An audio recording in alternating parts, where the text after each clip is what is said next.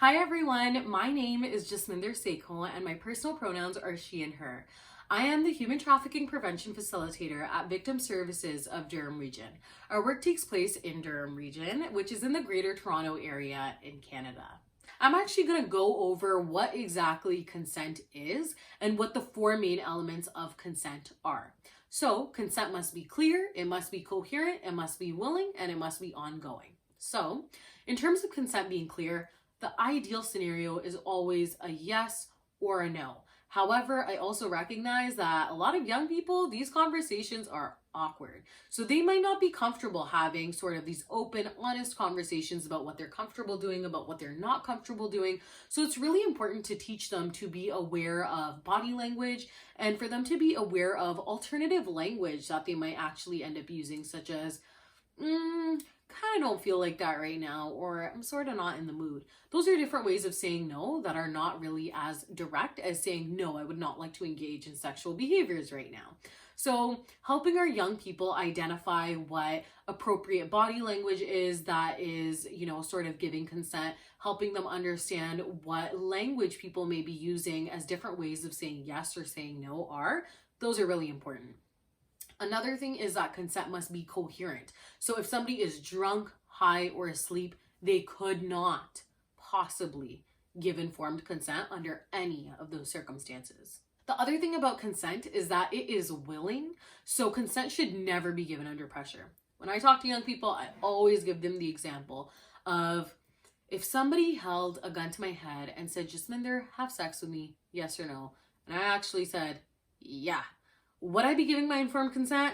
Kids always look at me and they go, no way. Well, the reality is, of course, I would not be giving my consent, and that's because I'm being pressured into giving consent. So it's not my freely given informed consent. This is oftentimes not the reality that young people are facing day to day. The reality is actually more like, you're my partner, you're my boyfriend, or you're my girlfriend. Why are we even dating if you're not going to have sex with me? Or I'm going to break up with you if we don't have sex.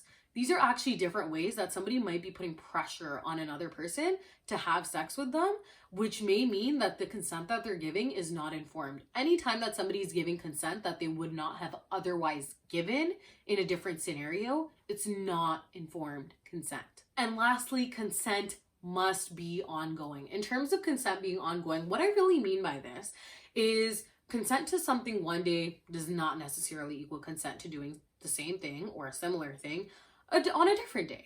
The other thing in terms of consent being ongoing is that you can actually take back your consent at any given point in time. So say you're doing something and you actually end up feeling uncomfortable, you can actually take back your consent. There's no pressure or no need to actually feel like you have to, go all the way or complete a certain task or activity that you were doing with somebody if you no longer feel comfortable doing it. I also always tell young people that consent to going to second base does not necessarily equal consent to a home run. So making sure that consent is clear, coherent, willing, and ongoing is extremely, extremely important. The ideal scenario that we always want is a sober and enthusiastic yes. As I mentioned before, I am the Human Trafficking Prevention Facilitator at Victim Services of Durham Region. At Victim Services, we support anybody who identifies as a victim. So this could be a victim of somebody in your family having a death, perhaps somebody in your family committing suicide, intimate partner violence, assault, sexual assault, different forms of gender-based violence, break-ins, all things of that nature.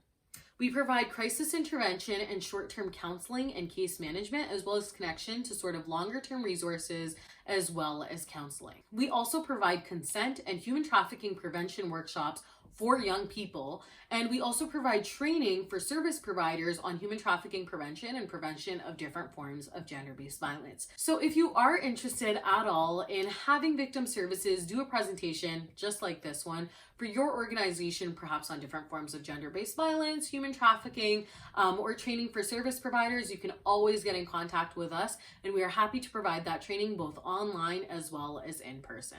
Here is the contact information for Victim Services of Durham Region. Also be sure to follow us on our social media at VS Durham Region. We provide different content just like today's presentation on our social media and different supports and resources for people within the community and across Canada.